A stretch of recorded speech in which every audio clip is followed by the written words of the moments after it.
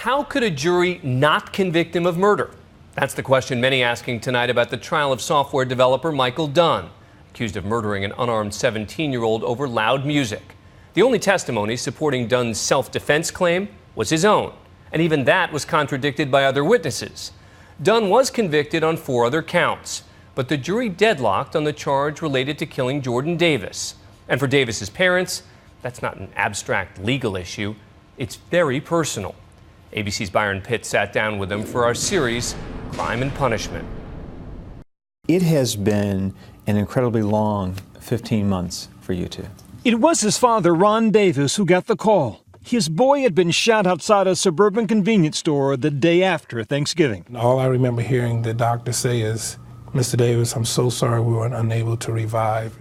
And then he made that long walk a parent would rather die than ever take. And I asked to see my son, and they said, "Wait a minute, Mr. Davis, we don't want you to see him like that." And so they pulled a sheet up to his neck like that. And when I saw him, he was laying there peacefully, had a little blood on his nose, and his eye was open just a little bit. And I walked over, and they told me not to touch him, because it's a homicide investigation. And I said, "I'm going to touch my son," and I hugged him, and I squeezed him, and I smelled him. I remember smelling him. It's funny how you smell your children. Yeah. You want their scent in you, And I smelled him for a long time, and I touched him, and I kissed him, and I saw his little eye open. I said, "I know you see me." I was talking. I said, "I know you see me." And I said, "You're going to heaven. You're going to find out about that belief that I told you about. You're going to find out. You're going to see God." And I kissed him again, and I just broke down. Still warm. Still warm, still warm, still Jordan. Harder still, he told us, the call to Jordan's mother, Lucy McBath, who was in Chicago visiting relatives. I just started screaming. And my family, came running up the stairs. "What's wrong? What's wrong? What's wrong?" And then when Ron said that Jordan was dead, I couldn't think. I couldn't breathe. All of those fears, it just came crashing down on me at one time because I never, ever imagined that he would be murdered. Ron Davis and Lucy McBath buried their young son. But tonight a question still haunts them and stalks this country. Would Jordan Davis have been killed that night had he been white? Jordan is the face of America just as any other child is. He just doesn't happen to be white America, but he's still the face of America. This past weekend, Michael Dunn was convicted of 4 or 5 counts. We, the jury, find the defendant guilty of attempted second-degree murder. On the primary charge of murder, the jury could not agree on whether Dunn was acting in self-defense. I hear, "I should kill that here. I should kill that." Now he's screaming. Okay. There's no mistake of what he said. That is what he said. Outside this convenience store on the way to the mall, Jordan and his friends stopped at this gas station, the music in their car blaring. 47-year-old software developer Michael Dunn pulled up alongside them and asked them to turn the volume down. Body panels of the SUV were rattling. My rear view mirror was shaking. My eardrums were vibrating. I mean, this was ridiculously loud music. Initially, the young men complied, but soon the music was turned up again, voices raised, an argument started. And then Dunn claimed 17-year-old Jordan Davis threatened his life. Shortly thereafter, 10 shots were fired. 3 would hit Jordan. "Oh my God, somebody's shooting. Somebody's shooting out of their car." The latest symbol for the old debate about race in America and the new, equally bitter discussion over Florida's controversial Stand Your Ground law and what defines self-defense. At that point, what did you believe was about to happen to you? I thought I was going to be killed. Juror number 4, who spoke exclusively to ABC News, says that was a key moment in the trial. Dunn's insistence he believed he was in danger. That and this final directive from the defense attorney. Check page 25. Start with page 25. Page 25 reads, "The use of deadly force is justifiable if Michael Dunn reasonably believes that the force is necessary to prevent imminent death or great bodily harm." Their interpretation was he had a right to defend himself. That's stand your ground. Mm-hmm.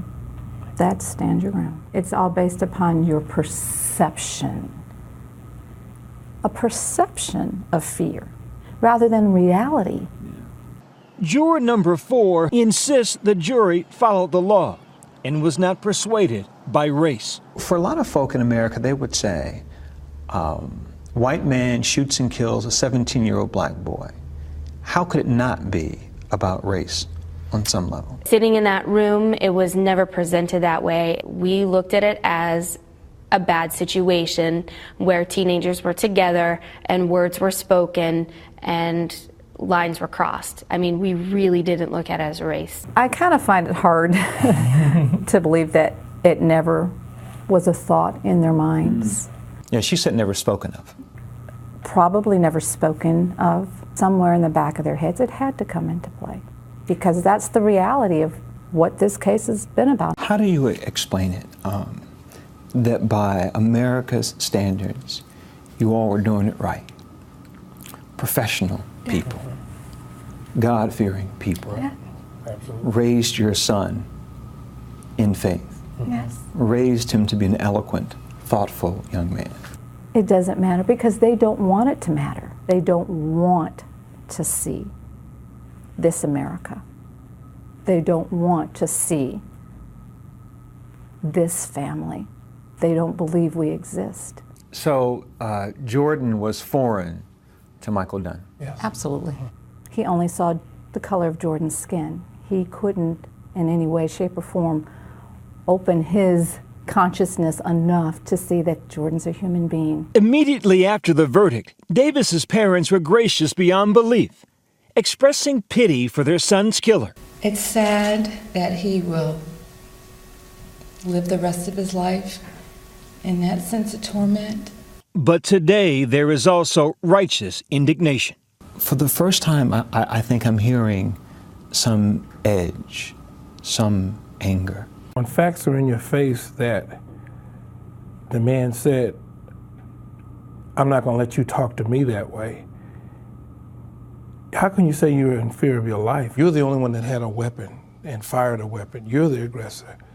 I know this sounds really harsh, but I have likened what's happened with the laws as legal lynching. Those are strong words. More than 6,000 African-American men were lynched in this country. The stand your ground laws open up a can of worms for people based upon a perception to legally be gunned down. Still, the parents who have remained united throughout the trial find themselves split on the issue of forgiveness. I've already forgiven Michael Dunn. I haven't.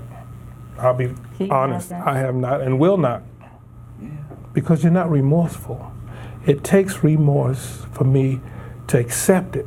You know, you have to tell me, Mr. Davis, I had a moment and I don't know why I did it, but I did it. And I'm sorry I took the life of your son. He didn't get a chance to get married and have other children. He has cut his mother off from having any grandchildren. You took all that away and you're not remorseful for that? Jordan Davis's parents intend to go back to court for the state's retrial of Michael Dunn on murder charges, determined that he answered for their son's death. It's the principle of it. We have to make him say that you killed Jordan and it was unlawful. Because otherwise, if you leave it, then you killed Jordan and it was okay that you killed Jordan. And Ron Davis has another more surprising goal in mind. I would like Michael Dunn to put me on his visitors list in prison. I'd like to go see him.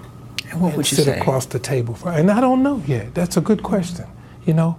But I want to look him eyeball to eyeball when all is said and done. But one thing that I know that we would talk about is I have to try to make you understand what you've taken away from our family.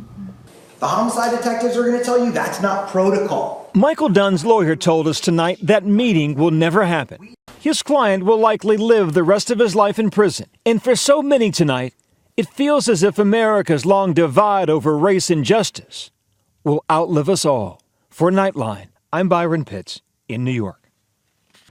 Byron, thank you for that interview and report.